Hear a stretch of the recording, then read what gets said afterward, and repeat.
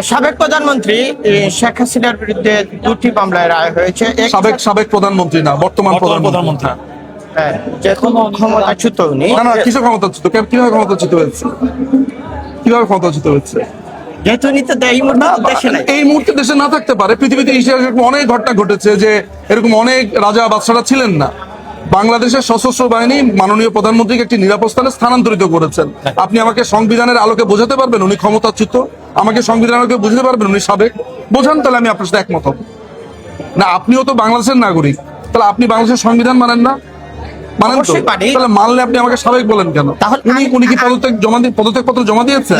এখন আপনাকে যদি ক্যাপচার করে একটা জায়গাতে অ্যাবডাক্ট করে রাখে, ধরা যাক যে আপনি এই হলের মালিক, আপনাকে আমি অপহরণ করে 10 দিন কোথাও রাখলাম, তাহলে কি যে লোকটা অপহরণ করেছে সে মালিক হয়ে যাবে?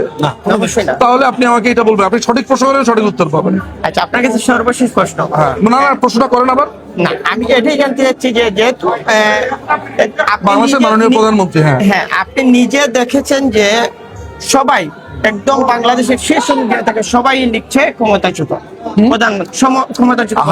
এখানে যতগুলো লোক আছে তারা যদি বলে সূর্য পশ্চিম দিকে উঠে, তাহলে সূর্য পশ্চিম দিকে উঠবে।